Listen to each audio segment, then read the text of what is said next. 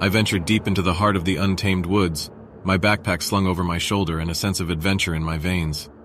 The dense foliage surrounded me, casting flickering shadows that danced upon the forest floor. It was a perfect day for exploration, or so I thought. As I ventured further into the wilderness, a subtle unease crept up my spine. The birds' cheerful songs gave way to an eerie silence, and the rustling leaves seemed to whisper secrets that sent shivers down my spine. Ignoring the warnings of my instincts, I pushed deeper into the unknown. The path grew narrower, the branches entwined above me, creating a canopy that obscured the sunlight. The air grew colder, and an earthy, putrid scent permeated the atmosphere, assaulting my senses with a blend of decay and malevolence. A prickling sensation crawled across my skin as an otherworldly presence made itself known.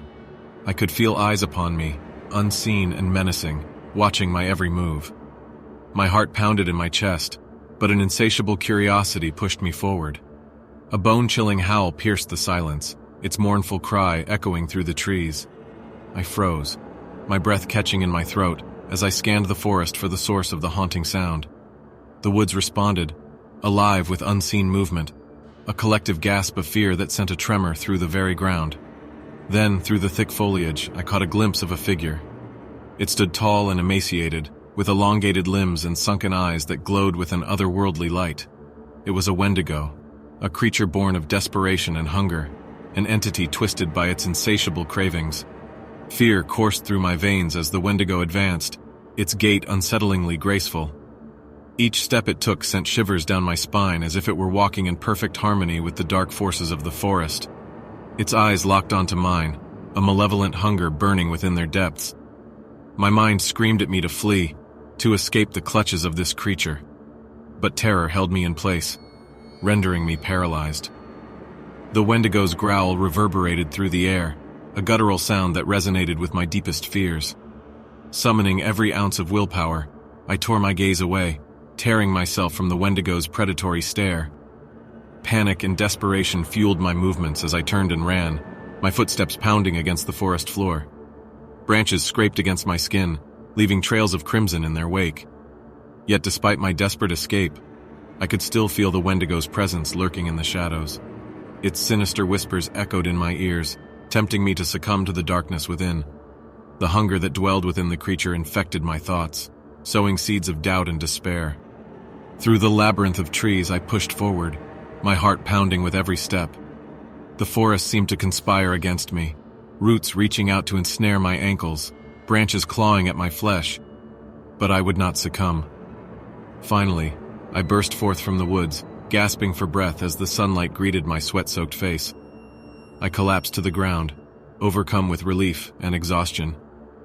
The encounter with the Wendigo had forever etched itself into the tapestry of my being, a constant reminder of the darkness that lurked within the depths of the woods. From that day forward, I became a harbinger of caution, warning others to stay away from the cursed forest and the ravenous creature that resided within. For the Wendigo, with its insatiable hunger and unholy presence, would forever haunt those who dared to venture too deep into its domain, consuming their very souls in a relentless pursuit of sustenance.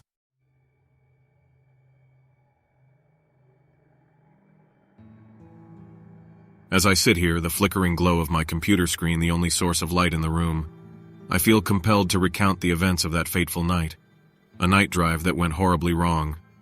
It all began with a seemingly innocent decision, one that would lead me down a path of terror and despair. It was a crisp autumn evening, the air thick with the scent of fallen leaves and the promise of an impending storm. The clock struck midnight, and a restlessness settled within me, urging me to venture out into the darkness. Against my better judgment, I succumbed to the allure of the unknown and decided to embark on a solitary night drive. I climbed into my car, the engine roaring to life as I pulled out of my driveway and onto the deserted road. The familiar hum of the tires on the asphalt was soon replaced by an eerie silence. The dense forest that lined the road seemed to close in around me, casting long, sinister shadows that danced in the dim glow of my headlights. As minutes turned into hours, an inexplicable sense of unease settled within me. The isolation was suffocating, and a feeling of being watched crept over my skin like 1,000 tiny spiders. I turned on the radio, hoping the sound of music would drown out the rising panic in my chest. But the radio emitted nothing but static, a haunting reminder of my solitary existence in this desolate landscape. With each passing mile, the road twisted and turned, leading me deeper into the heart of darkness. My thoughts became consumed with thoughts of what lay ahead, a hidden danger lurking in the shadows. But it wasn't until a figure appeared on the roadside that my heart nearly leapt from my chest. A woman dressed in a tattered white gown stood motionless, her eyes vacant and hollow. I slammed on the brakes, my car screeching to a halt. I rolled down the window, my voice trembling as I asked if she needed help. She stared at me with an unnerving stillness, her lips curled into a malevolent smile. "Run," she whispered, her voice a haunting echo in the night. "Run while you still can." Confusion mingled with fear, and my instincts screamed at me to flee. I hit the accelerator, leaving the apparition behind, but her words lingered in the air, a chilling omen of what was to come.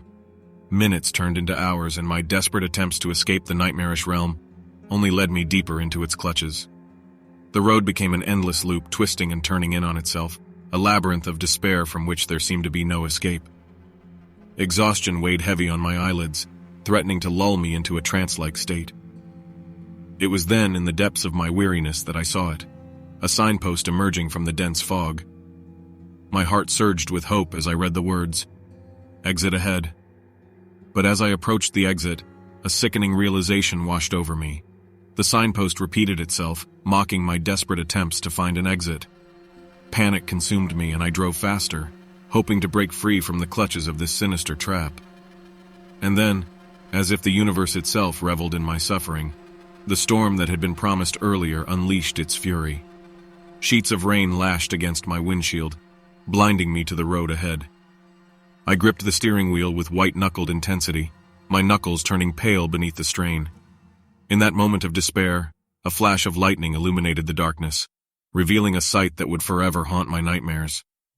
The road before me vanished into thin air, a gaping abyss that threatened to swallow me whole.